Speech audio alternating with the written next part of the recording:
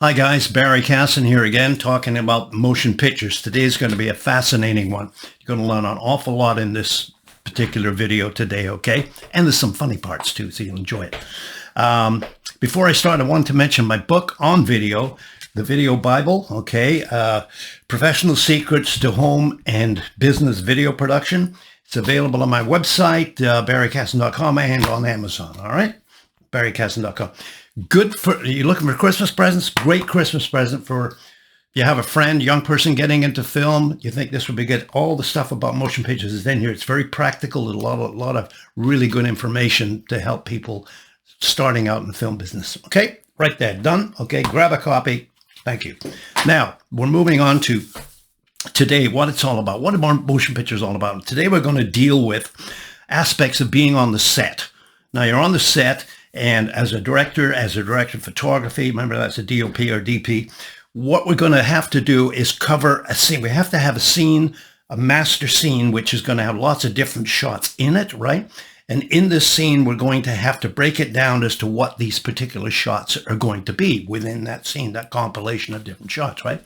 So what we need for the editor, and this is important because whenever you can't just go back out and reshoot things, especially with major motion pictures, because it's too expensive, right? So you've got to get it when you're there, and then when you get to the editor, he can make it all work, right?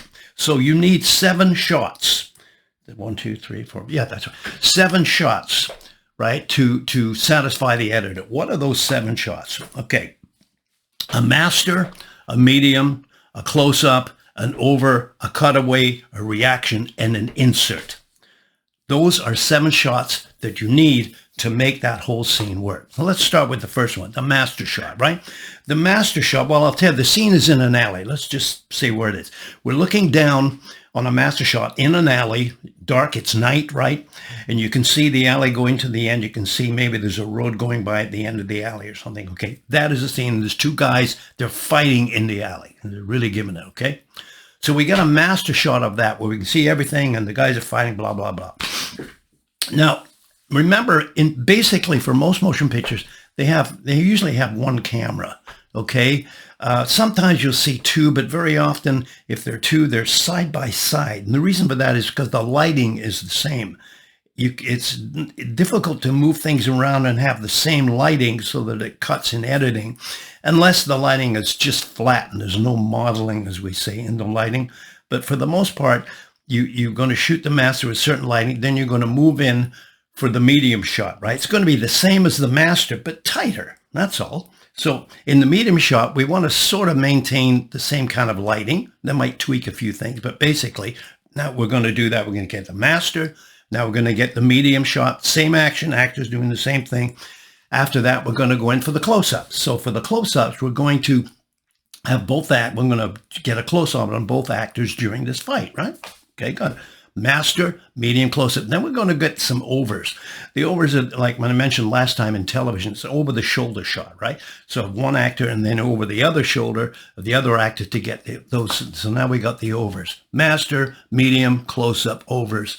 Now we've got cutaways, reactions, and insert. A cutaway is a shot that is happening at the same time as the main action, but not of the main action. Got it? Same action, but not of. For example, we cut to the end of the alley. We see a cop car with its lights going by. Okay, boom. That is one of those shots. It's not the same as the main action, but it's a cutaway from that action to something going on at the same time. Very important to the editor to have these.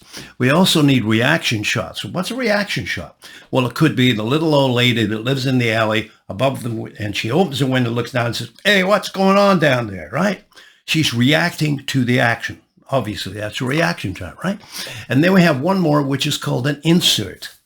And an insert is a shot of something. It's quite a close-up of something that maybe we couldn't see too well in the master because we were too far back.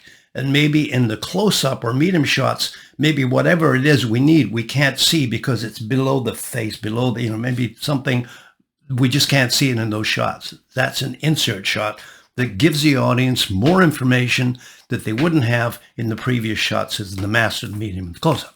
Make any sense? Hope so. Right. Okay. So now what is so let's say we're doing this shot. We've got the all coverage. Now we're going in for that, as I just mentioned, the insert shot. Well, an insert shot would be like, say these two guys are fighting, and let's say one guy pulls out a knife to stab the other guy. Well, in the master shot, they're so far away that you see movement, but you don't know, was that a gun? Was that a knife? What, you know what I mean? We can't see it. So that insert shot is to make sure the audience gets the message. So we cut into this fight with a big close-up of one actor, one character lifting a knife out and shoving it into the other guy. You know what I mean? Okay, now we know what that was. In the master, we didn't, but in the close-up, in this insert shot, we can. You understand how it works? Now, you put all this together, and you finish doing the coverage of the scene, you get to the editor. So now the editor's working away, trying to match the scene from the master to the medium to the close-up, blah, blah. And he turns to the director and he says, "We've got a problem here." He says, "In the master shot, I could see that the character number A knocked the other fella down with his right hand." Yeah. But when you went to the medium shot, one of the actors got it wrong and he actually used his left hand. So I can't cut the scene together because it just wouldn't work. You know, the audience would know there's something wrong. Do you have any cutaways? Oh, cutaway, right? Yes, we do. We've got a shot of the cop car going by the end. Perfect. So now the editor, to make this, to get away from this problem, we cut to the cop car. Now he can return to the fight at any point, and there's a little bit of time gone by, so he can pick out of any he wants. He doesn't have to worry about the right hand or the left hand. You see what I'm saying? It's just different, a different way of covering something that makes that editor happy. The editor will probably also say, "Did you get some inserts?" Oh, yeah, I got it. So the insert is that close-up we do of the knife. As I said, yeah, I got the insert shot there too, yeah. So now the editor's got all these shots, master, medium, close-ups, inserts, reaction, cutaways. He can make this whole thing flow like there's no problem, right? And that's why you need those 7 shots, because you can't afford to go back out and reshoot stuff.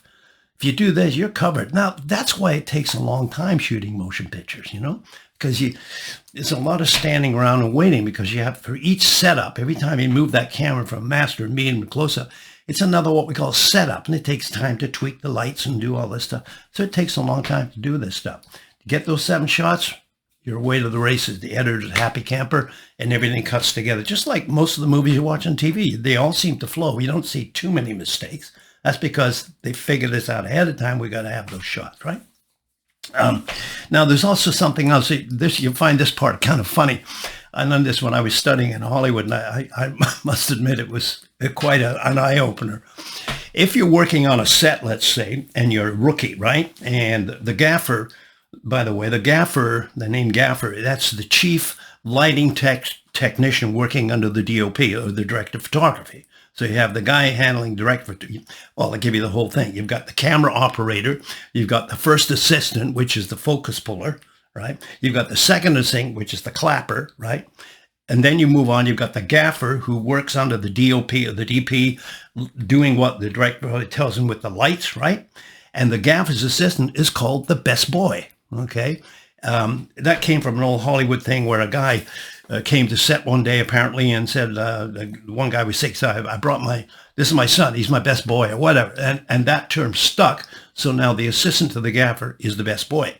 Now let's say you're a rookie on the set, right? And maybe the gaffer assistant comes up to you and he says, the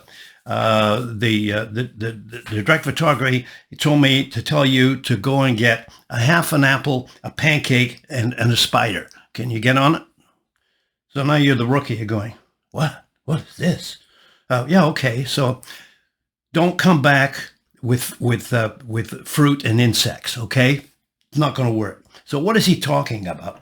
In the early days, actors used to put them on apple boxes. If an actor was short, they'd bring in a little apple box, especially in California, lots of fruit. They had lots of apple boxes, and then put guys on it, you know, or the apple boxes just to raise something up. And through the system, we wound up with what we call a full apple, a half apple, a quarter apple, and a pancake. Now, they're all levels of thickness, if you know what I mean, right? Levels of thickness. They're not real apple boxes. They're very sturdy boxes. Not like a little apple. They're very sturdy, very well built, but they come in full, half, quarter, and a pancake. So what he's saying is he wants a half an apple. He wants an apple box about that that way, not a full apple, right? And he also wants a pancake, which is the thinnest of the apple boxes. You got it? A pancake. And a spider? What? A spider is just a junction box that has lots of tails going up where you can plug in lights. It's called a spider. Okay? So now you got a half an apple, you got a half an apple, a spider box, or just a spider, a full apple spider, a pancake, and they all have all these terms. And if you don't know them, another one is C47s.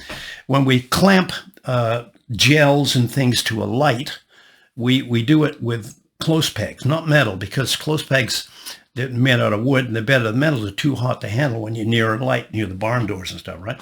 So those close pegs are called C47s, and probably from the old days, they were in box C47 someplace, and they just got to be known as C47. So you're on set, give me some C47. You know he's talking about close pegs. Interesting, right? They also have another one that's kind of funny, which was, remember they were doing the camera's on a dolly, and it's moving very slowly, right? You know, the dolly with the wheels, right? Moving very slowly. And one of the guys said, what are we doing next? We're doing a Mickey Rooney.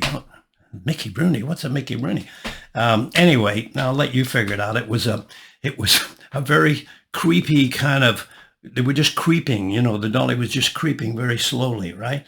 And it was just a little move, not a big move. Anyway, became known as a Mickey Rooney, okay?